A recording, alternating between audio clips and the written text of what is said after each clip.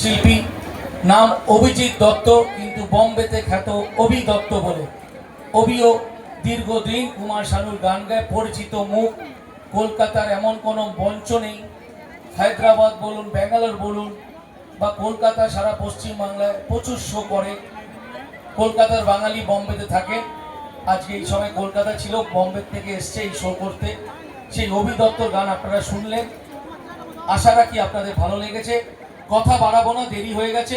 আমি আবার ধন্যবাদ জানাই আমার খুব কাছের মানুষ বাপ্পাদিত্য নস্করকে, যার জন্য আজকে আমরা এই পুরো টিম, কালকের টিম।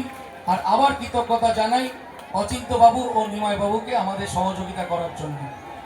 এখন আমরা গান শুনি, তাই তো?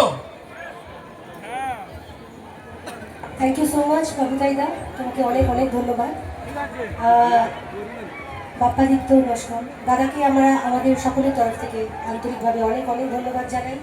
দাদার আমন্ত্রণে আজকে আমরা এই মঞ্চে পারফর্ম করতে এসেছি, আপনাদের সাথে আপনাদেরকে গান শোনাতে এসেছি। এবং কমিটিতে চুনাখালী সার্বজনীন দুর্গোৎসব কমিটিতে যারা রয়েছেন, সিনিয়র বা জুনিয়র যারা রয়েছেন দাদারা, প্রত্যেককে আমরা আমাদের সকলের তরফ থেকে জানাই অসংখ্য অসংখ্য ধন্যবাদ।